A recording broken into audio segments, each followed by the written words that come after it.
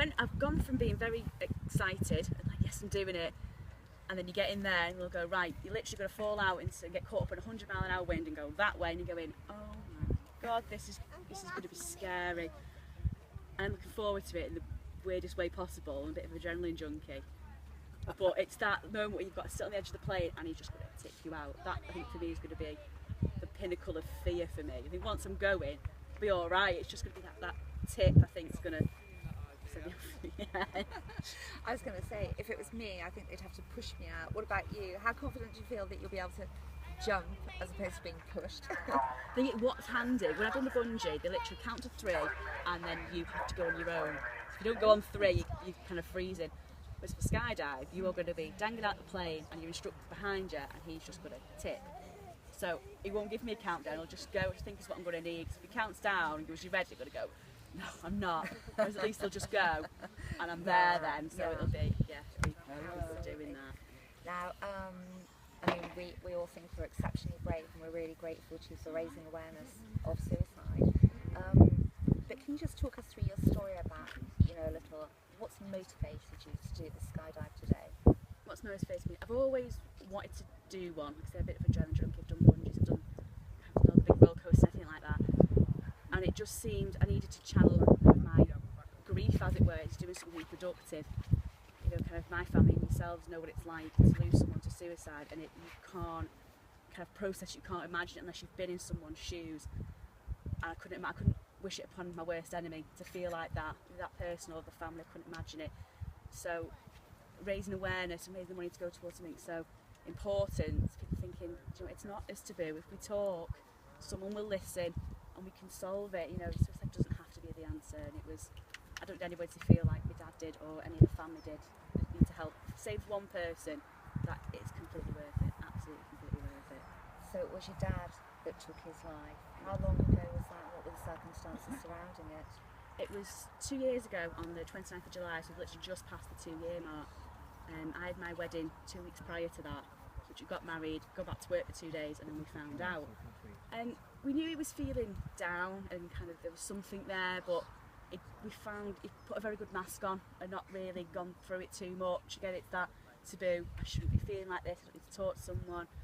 And the week before my wedding, my uncle took him to Tenerife just to kind of get away, and because they're twins, they kind of that sense of something's not right. And he seemed to be okay, things seemed to be looking up. Wedding was wonderful, saw him the weekend before, big Sunday roast with my sisters, lovely. And then we found out on the 29th, I think it was Tuesday, that he took his own life. And you were going, I remember being told it and I'm going, oh, you're wrong, get on the phone, I'm calling my dad's mobile, there's no answer, but you're going, well, that's, you got this wrong, that you're not right enough. That's how it was. But it's hard to explain because it's that moment in the world crashes. It is like the rug has been pulled out. So you didn't really know what was going on, and you think back and you feel quite guilty of how did you not know. But it's the case of didn't very good maths. Did he leave a note or nothing? I don't think my dad was that organised to leave a note, if I'm honest. But on the weekend, it was such a lovely weekend, we saw everyone, retrospectively look back, and obviously it made peace with the fact that this is going to happen. I'll have a lovely weekend with my daughters, we kind of saw family the week before. I think it was just he was going, this is going to happen, and I'll do my buys now and leave it at that. So I kind of saw him on the Sunday fit and healthy, and that's how we'll remember him, that's how my daughter will remember him, and which is quite nice in the way we didn't see any decline of anything really. But his twin brother's here today. Yeah. And he's been saying that he thought that it was planned rather carefully. Did you think that afterwards? Yeah, looking back, I think he's probably right. You do, because it's been such a lovely kind of build up. We went away on holiday with him, and then we had the wedding, and a lovely kind of 2 weeks when I was off, and that some dinner with all the family, and then it was so out of the blue.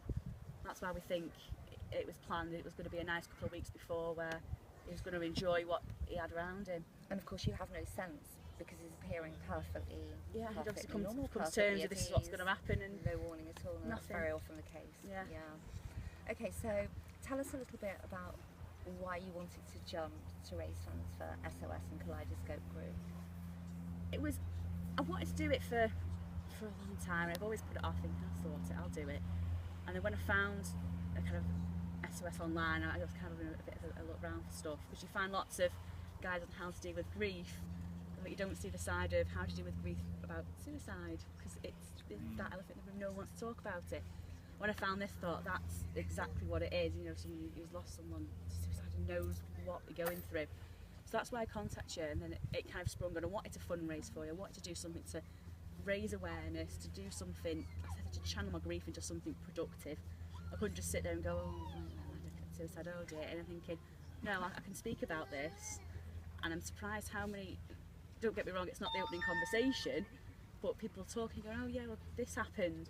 I go, oh right, well I'm bipolar, or I've suffered anxiety, I've been on this medication, and it's amazing how many people will actually, once you've started speaking, we'll start talking to you. Like a release mechanism. Yeah. It is, and we found that it's worked really well. I mean, the amount of people who have come to me and said, yeah, I've suffered, or when I've kind of posted this on social media or spoke about it in the paper, I've had messages from just people I don't know, random people saying, oh, I had a girl who was a student in Loughborough, I think they said, was my cousin committed suicide at 15 and bullied, and they said, I don't really speak about it, and she was 19, but I can't donate much from a student, but donated £3.